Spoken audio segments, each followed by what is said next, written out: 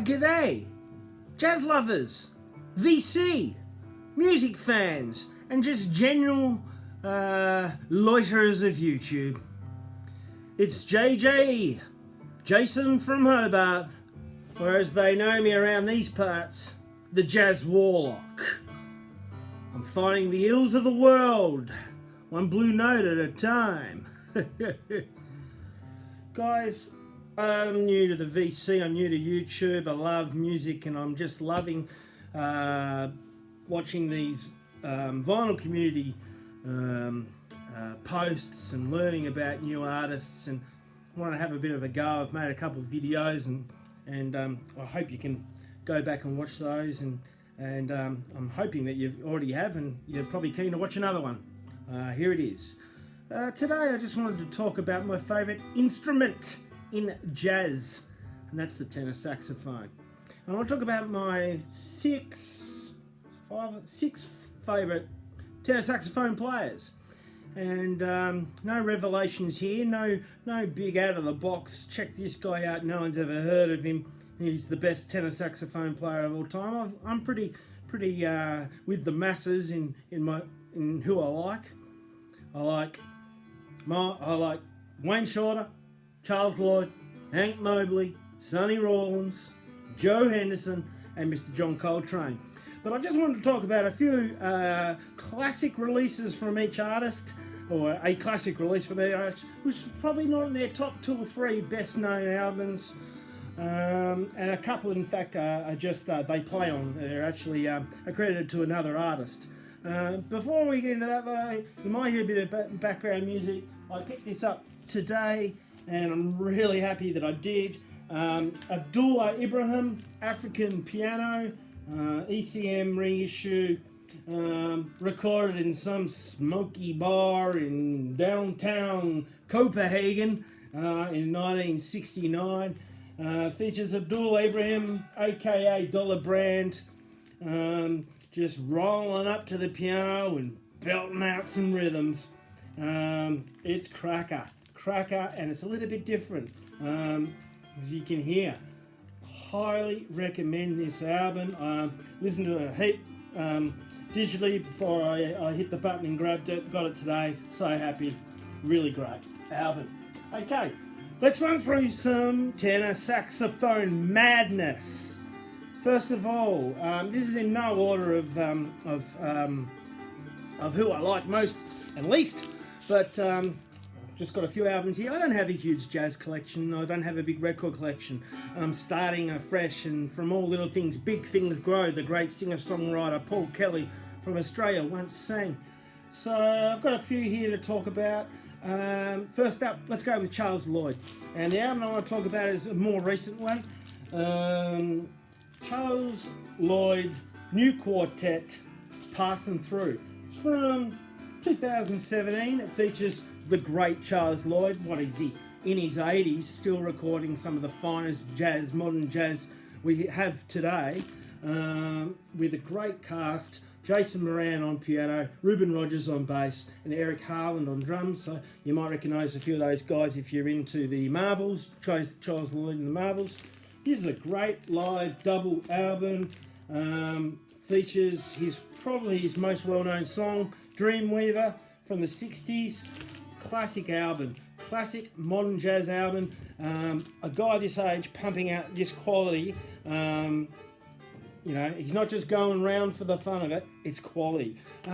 So give it a go. Charles Lloyd New Quartet, Passing Through. My favourite choice Charles Lloyd album, but I don't have it on vinyl, I've only got one on CDs, either Dreamweaver or Forest Flower, that great yellow live album from the Monterey Music Festival in the 60s there. Charles Lloyd was a real crossover artist and really got a lot of hip rock and roll and pop guys into jazz, so he needs to be recognised for that.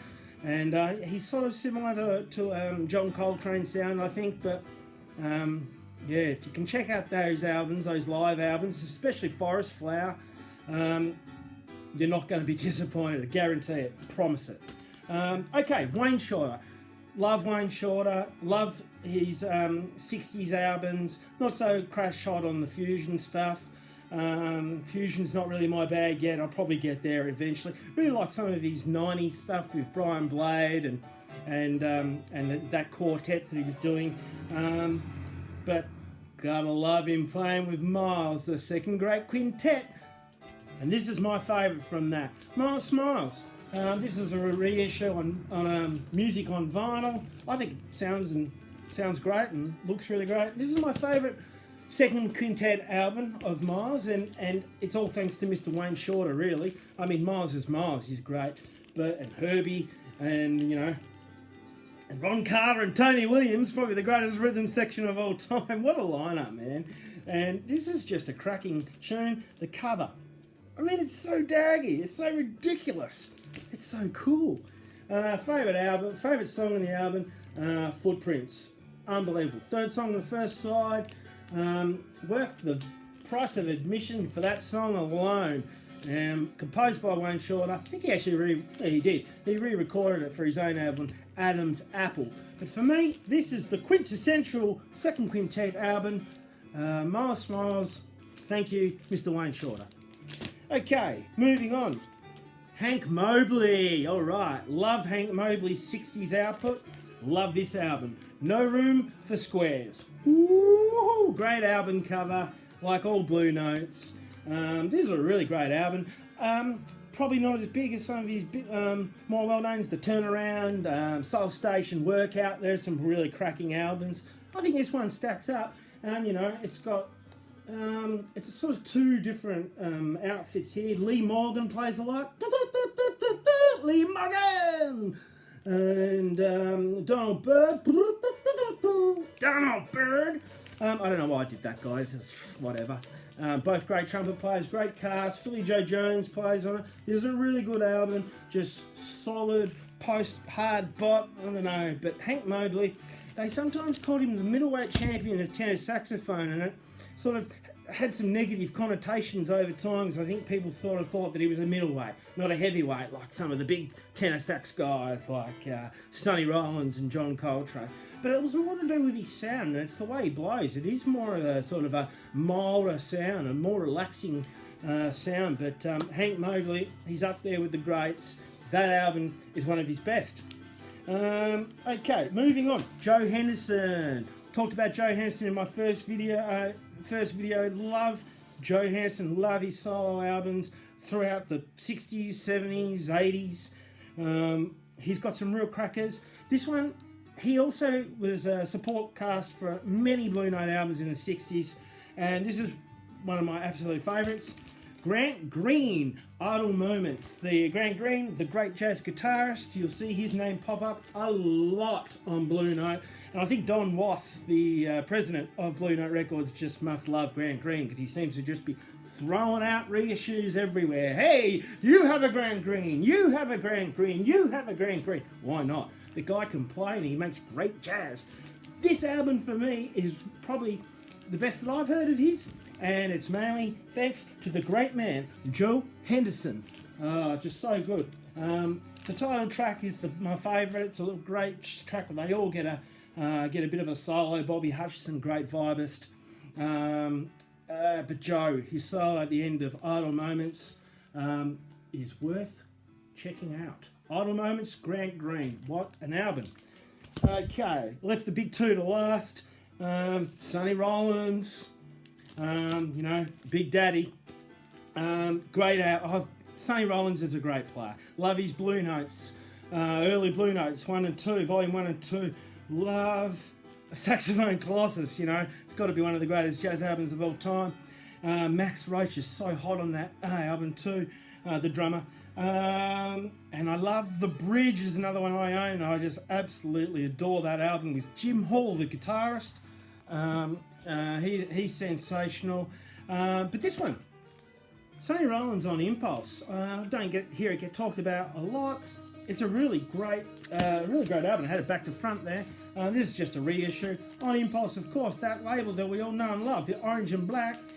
It's more of a milder album, really, more in the Hank Mobley style, I feel.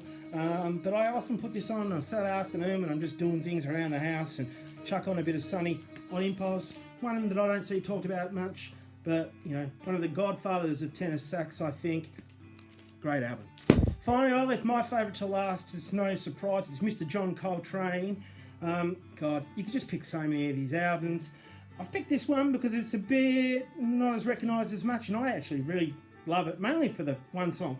But Coltrane's sound. So I'm no jazz expert, and I probably should research before I do videos, but I'm pretty sure, this is a reissue, by the way, on Atlantic.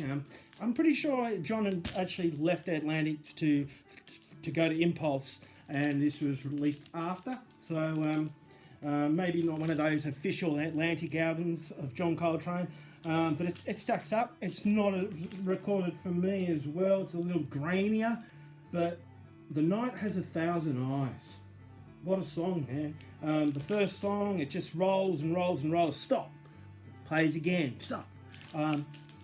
If you want to impress someone who's not really into jazz and you say, well, check out John Coltrane, put on John Coltrane's sound, The Night Has 1,000 Eyes, and you'll be impressing your guests or whoever you're trying to impress. That's it. Tenor Madness. Absolutely love it. If you like it, give it a like. If you don't like my video, don't. Subscribe if you want to. Comment. Tell me who's your favourite tenor saxophone player. Is it Pharoah Sanders? Is it Lester Young? What have I missed? What's an album that I've got to know about? Please tell me. I'm the Jazz Warlock, but I'm no fool. I don't know anything. I need your help. Jazz Warlock from Hobart, Tasmania. I'm out.